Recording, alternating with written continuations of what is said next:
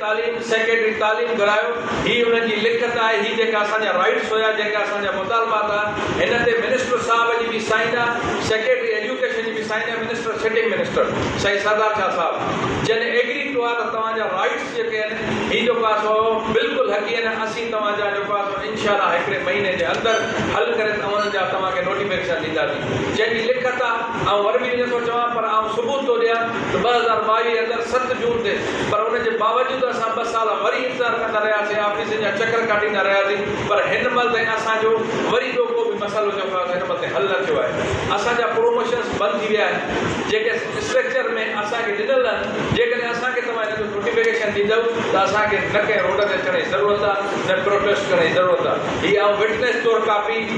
press जे दोस्तनि जे आलो रखां थो हीअ चैलेंज कयां थो जेकॾहिं मिनिस्टर साहब हिन सिग्नेचर खे हिन राइट खे रिटर्न खे जेको आहे सो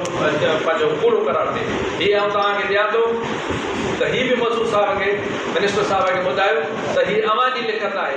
असांजी लिखत न आहे पर हीअ अव्हांजी लिखत आहे अव्हां लिखी जेको आहे सुठो आहे पर अमल हिन महिल ते न थियो आहे जेकॾहिं अमल न थींदो यकीनन सिंध जो उस्ताद पोइ परेशानी जे आलम हूंदो केतिरो उस्ताद असांजो हींअर रिटायरमेंट ते वेठो आहे जेकॾहिं हीअ असांजो सन स्ट्रक्चर